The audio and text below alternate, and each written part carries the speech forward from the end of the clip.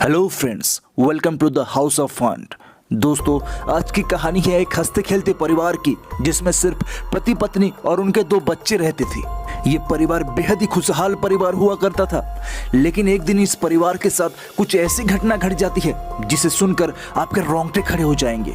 तो चलिए बिना देरी किए कहानी को शुरू करते हैं। कहानी शुरू होती है बच्चों के पिता से। वो एक सॉफ्टवेयर कंपनी में नौकरी करते थे। उनका जो बेटा था उसका सपना था कि वो एक डॉक्टर बने, जिस वजह से उसकी इच्छा थी कि वो राजस्थान के कोटा में जाकर अपनी मेडिकल की प्रिपरेशन करे। फिर उसने एक दिन ये बात अपने पापा को बताई कि पापा, मुझे मेडिकल की प्रिपरेशन करनी है और एक अच्छा डॉक्टर बनना है। ये सुनकर उसके पापा बहुत खुश हुए। लड़के का नाम था आलोक।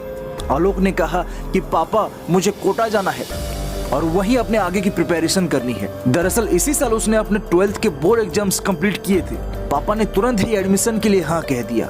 फिर कुछ दिन बाद वो पूरा परिवार कोटा के लिए घर से निकला। कोटा उनके घर से काफी दूर था, जिस वजह से उन्होंने बाय ट्रेन ये सफर किया। अगले दिन सुबह सुबह वो कोटा स्टेशन पर उतर गए। स्टेशन से निकलते ही उन्होंने टैक्सी को बुलाया और उससे कहा कि भाई, यहाँ कोई अच्छा सा होटल देख के ले चलो। तो टैक्सी वाले ने कहा कि सर, होटल से अच्छा यहाँ एक गेस्ट हाउस है, जो कि होटल से काफी कम पैसे में होटल से भी ज्यादा सुविधाओं से लैस है। तो आलोक के पापा हामी भरते हुए टैक्सी में उस गेस्ट हाउस की ओर चल दिए। गेस्ट हाउस पर जाकर वो फ्रेश होकर जिस काम के लिए कोटा गए, वो उस काम को करने के लिए घर से निकल गए। कॉलेज में जाकर एडमिशन की सारी बातें की, सब कुछ सेट हो गया। उसके बाद वो पूरा परिवार शाम को उस गेस्ट हाउस में वापस आ गया। दोस्तों, अभी जो उनके साथ होने वाला है, ये सुनकर आपके रोंगटे खड़े हो जाएंगे। इसलिए मैं आपसे रिक्वेस्ट करता हूँ कि वीडियो को पूरे अंत तक जरूर देखिएगा। जैसे ही शाम हुई, अचानक से मौसम में बदलाव देखने को मिला। गर्मी के महीने में अचानक से आंधी तूफान और बारिश होने लगी। कड़कड़ाती बारिश और घना अंधेरा। बारिश की वजह से वहाँ के आसपास की बिजली भी चली गई। उन्होंने जैसे तैसे उस गेस्ट हाउस से एक मोमबत्ती लाई और अपने कमरे में जलाया।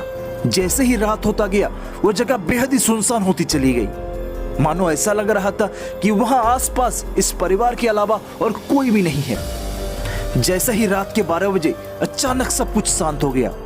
बारिश भी रुक गई, बिजली का कड़कना भी बंद हो गया और कमरे के बाहर से किसी के जोर जोर से हंसने की आवाज आने लगी। आलोक और उसकी फैमिली बहुत ही ज्यादा डर गई।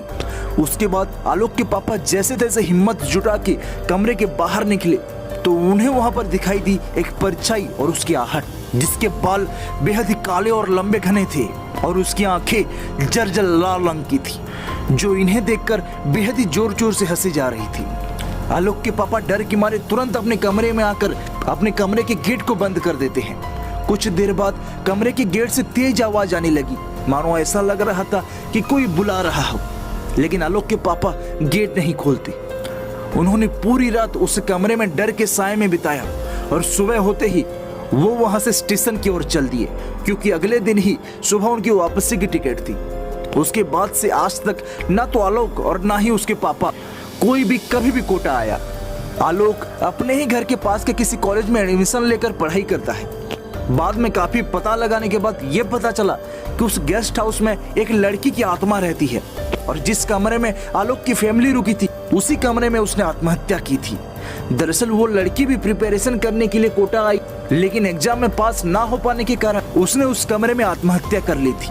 कहते हैं कि जो कोई भी उस गेस्ट हाउस में अकेले जाता है, वो कभी भी वापस नहीं लौट के आता। आलोक और उसकी फैमिली की किस्मत अच्छी थी, जिस वजह से वो बच गए।